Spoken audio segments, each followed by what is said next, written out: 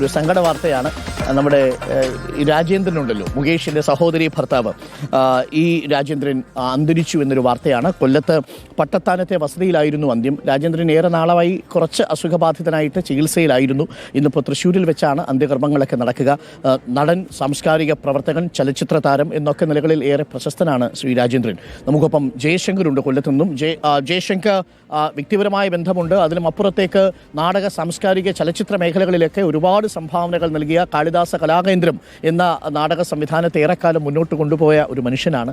അദ്ദേഹത്തിൻ്റെ അന്ത്യം സാംസ്കാരിക നാടക രംഗത്ത് വലിയൊരു നഷ്ടം തന്നെയാണ്. കുറച്ച് നാളായി കിടപ്പിലായിരുന്നു അല്ലേ ജയശങ്കർ? മോർണിംഗ് ജയശങ്കർ.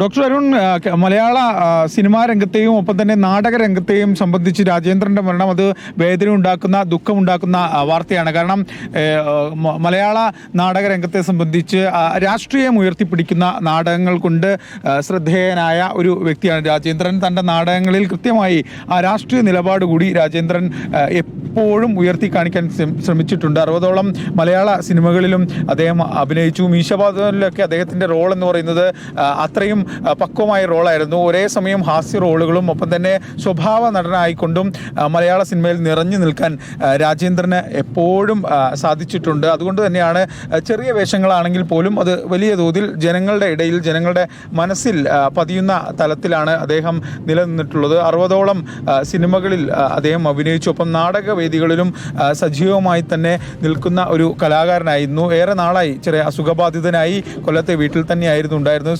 തൃശ്ശൂർ സ്വദേശിയായിരുന്നു. പിന്നീട് മുകേഷിൻ്റെ സഹോദരിയെ വിവാഹം കഴിക്കുകയും അങ്ങനെയാണ് അദ്ദേഹം കൊല്ലത്തേക്ക് എത്തുന്നത്.